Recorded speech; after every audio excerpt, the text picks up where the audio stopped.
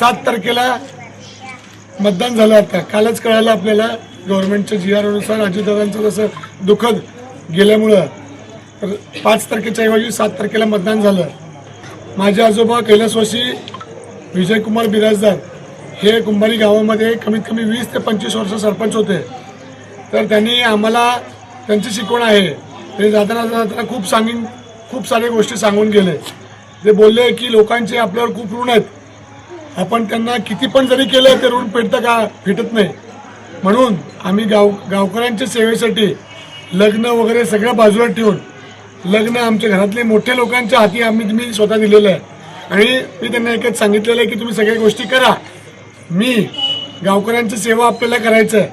बरेच गोष्टी कुंभारी गाव हे ना सोलापूरच्या नजदीक असल्यामुळं बरेच गोष्टी या कुंभारी गावामध्ये अजून करायच्या आहेत. आमच्या युवक मित्रांसाठी बरेच गोष्टी करायच्या आहेत. आणि घरकुलमधले बिडी कामगार म्हणा बऱ्याच गोष्टी त्यांच्यासाठी देखील करायच्या आहेत. घरकुलमधले बरेच रस्त्याचे समस्या आहेत, ड्रेनेजची समस्या आहेत, लाईटची समस्या आहेत.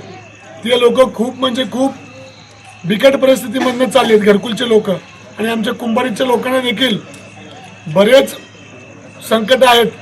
त्या संकटातून त्या लोकांना मुक्त करायचं आहे.